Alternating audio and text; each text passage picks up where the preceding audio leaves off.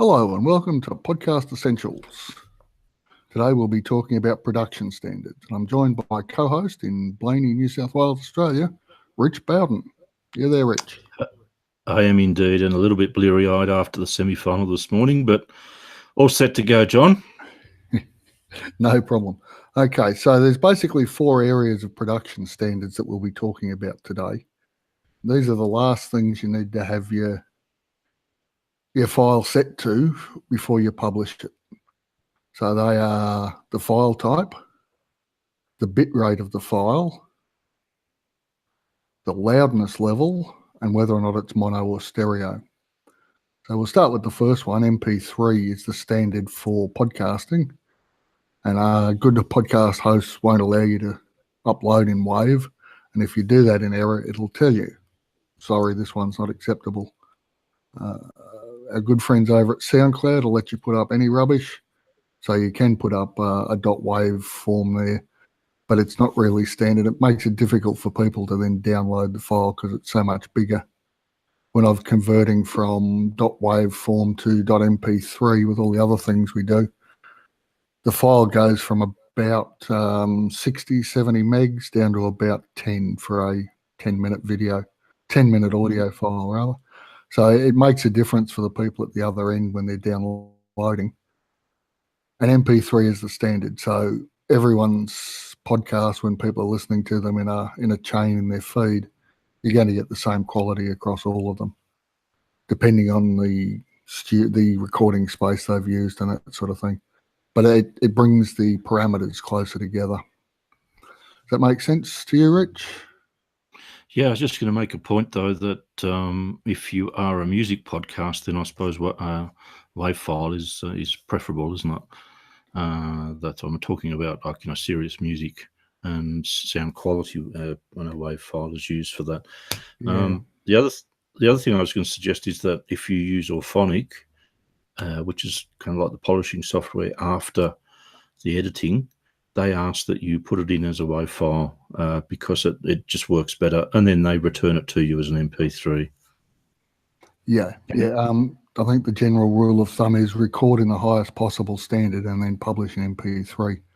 And yeah, I use Auphonic myself, and it does the job of converting it to MP3 quite nicely, as well as go on. You can set those parameters, can't you, John? You can the bit rate you can set on Auphonic. Is that correct? Yeah, all these things you can set on Auphonic, and we'll get to that. The whole Auphonic process is a separate session coming up later. Okay. We're just talking about why we use the standards at the moment. So moving on to the next one, once we've got decided that we're going to publish an MP3. Now, if you're doing a music podcast, you've got to be careful with all kinds of copyright things unless it's your own music or you've got written permission, and that can get messy. And there is another session coming on copyright, which is one of the dark arts, a bit like motorcycle electrics. Yeah. So now then, mono or stereo. Now, high fidelity types and FM radio types are all stereo. Yeah, it's much better. I'm not convinced, and I always do mine in mono, and I know most people do theirs in mono, because quite often people are listening with earbuds rather than the headphones you've got on yourself there, Rich, which give a different quality. But quite often, like here, I'm only using the one earbud, because the joy of podcasting is I can be doing other things at the same time as listening to podcasts, and that way it leaves one ear free to hear what's going on in the background. I think it also keeps the file smaller, because as soon as you go to stereo, you double the file size. And from time to time, I think The Economist put out one a couple of months back in stereo by mistake. And with just the one earbud, I was only getting half the interview, half the episode. So I just flick forward to the end and skip to the next show. And we don't really want people doing that to our shows. We're not producing a symphony orchestra to be played on a high fidelity turntable. For those old enough to remember a turntable, I do. Yep. In a sound enhanced room, we're talking to people in their ears through an earbud in general. So go with mono. It's a lot easier for the listener, and remember it's the listener that we're aiming at.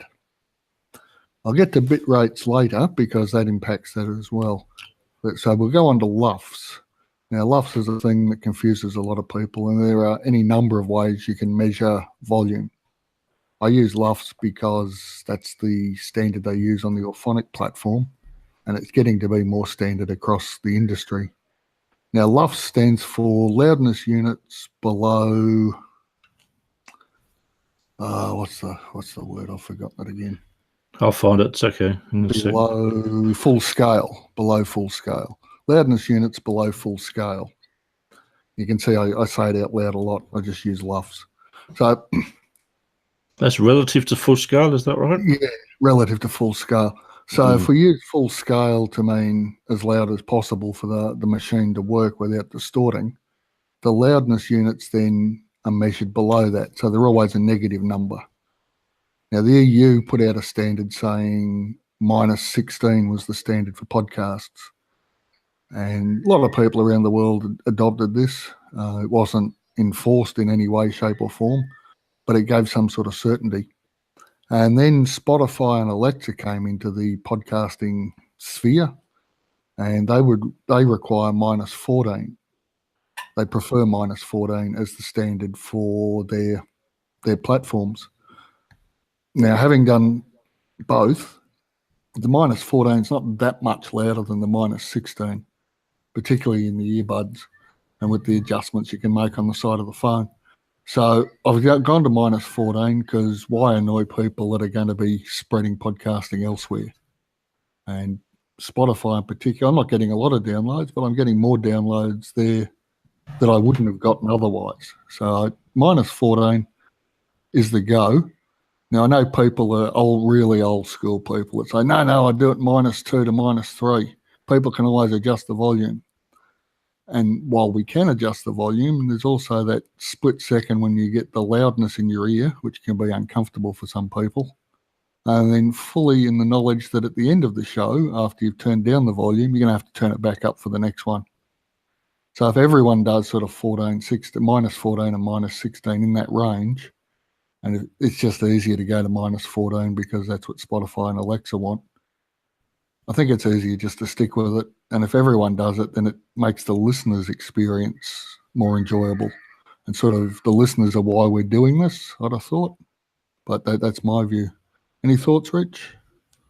Yeah, do you notice anything different when you listen between -14 and -16? Because I did change. I can remember when you suggested it, and I did try the podcast I was working on at the time, and I moved it from -16, the standard, to 14, and I couldn't really figure out the difference. So I stuck with the 16, and I've done that ever since. Yeah. I'm quite happy to change to 14 if someone can say, yeah, well, there's obviously benefits, and I know that Spotify is to be the considered one of the podcast download centers, I think, of the future. Is that right, John?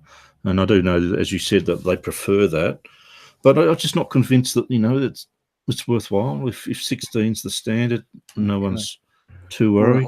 Well, it's fairly simple. You just put -14 or -16 in the drop-down menu on Auphonic, and I can't tell the difference. So I go do it for the people that want to spread my word. So if that keeps them happy and they're running, and it might get to the point where they run their algorithm over episodes and say, no, too quiet, not doing it. I think it's unlikely, but it's just easier to do it at 14. Yeah. All right. Yeah, it would be my way of thinking. Just keep people happy. There's no need to annoy people or run the risk of having your show dropped from one platform. Yeah. Now then, bit rates. This is the one that throws people and is really good for causing an argument on Facebook groups if you're of a mind to do that. So what I do is I set my bit rate to 64 kilobits per second, mono. So this is a fairly low quality bit rate, but it's of a high enough quality for the sound to be audible and clear. Below that, you start to get distortions and it doesn't sound right. Above that, you start to get larger file sizes. So why do I go at 64? The last bit was the clue. For people living in cities or towns that have got high-speed broadband or even just ADSL, or they have 4G on their mobile, it doesn't really matter. But there are people in the world, I know in Australia there's people west of the ranges waiting for the national broadband network that are still on dial-up. Mm. And if they have to spend 3 hours downloading a podcast, they're probably not going to bother with it unless your content's that good. And there are places around the world, there are parts here in Ireland where the coverage is iffy when you're on a mobile, where it drops out, line of sight to mountains and things. Mm. So I think the smaller the file that still maintains listenable quality is the safest way to go. It also means you're taking up less space on your podcast host, so you can get more shows per monthly allotment, if that's your fancy. I mean, these ones taking up a bit more space because they're going for the full half, 3/4 of an hour sometimes. But even then, I do it in 64 to maintain the listenable quality and the speed of download for people that are in a compromised position. Do you have any thoughts on it, Rich? Yeah, just one point, John. I had my, I used to run a podcast, and I ran it at 112, I think it was, bitrate. And then it went from being monthly to fortnightly, and some of the episodes were were longer than what they had been originally. I think John, didn't we start off with 15 minutes, something like that, and we ended up with 40. Yeah, and we ended up with 45 sometimes, I think was the highest. Now, what I found was when I was uploading to Libsyn, after a while I'd run out of credit. I had to buy credit because I'd used it all up. Now, I remember contacting you, John, and you said, well, what you'll need to do is reduce it to 64 because I was uploading this and it appeared to be too much. The file was too much for Libsyn. So just a point there, if you are deciding to make your shows longer, more frequent, then you may have to, otherwise you'll just have to pay more, and it can get very inconvenient over a month. Yeah, the way I look at it is that if it's 64 and it's 64 across every episode I do, people know what quality to expect. Now, there's a podcast I listen to, it's consistent, but it sounds like he's in an echoey room. And I know who it is, so when it comes up, I'm not surprised. And I like his content, so I deal with it. And, 5 minutes in, you've forgotten the echo. Yeah. And I think the 64 kilo, I can't tell the difference between 64 and 112 or 128 myself, particularly with earbuds. Maybe if you're listening on the radio in the car. But on that, I was in a position a couple of weeks back where I could plug straight into the car radio, and I found my mind was drifting off. I wasn't actually paying attention because it was radio and not, it sounded in my mind, it was coming out of the radio, so it wasn't podcasting. So I didn't give it quite the same attention as I would when it's going into my ear, which is part of the one of the bonuses of podcasting is the intimacy and the connection with that voice in the ear. So I think to summarise, because this is a fairly straightforward thing, I've put some standards and I'm just waiting for people to jump up and down and yell and scream. And if you want to do that, there's comments down the bottom here on YouTube, or you can contact me at mrjohnmoore.com. There's a contact sheet there. There's also a small, quick 35-minute course on Udemy that's linked there. If you want to get into the editing for podcasts on GarageBand, I've got it up at 30, but Udemy being Udemy, you can probably pick it up for $10, the way they seem to discount everything. But to summarise, on this particular focus, the production standards, we publish in mono at 64 kilobits per second, an MP3 file at minus 14 LUFS. They're the 4 standards I adhere to with every podcast and have done for about 6 months now. Before that, it was minus 16, but now I'm doing the minus 14. just to keep Spotify and Alexa happy. So I'd recommend those 4. If you've got any questions about them, get in contact with me at the website at mrjohnmoore.com.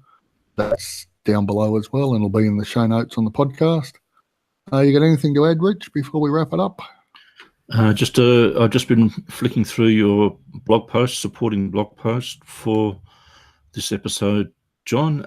It's at mrjohnmoore.com, and you go into the blog, and it's 3.12 production standards, and that pretty much sums up what you've said this morning, depending where you are.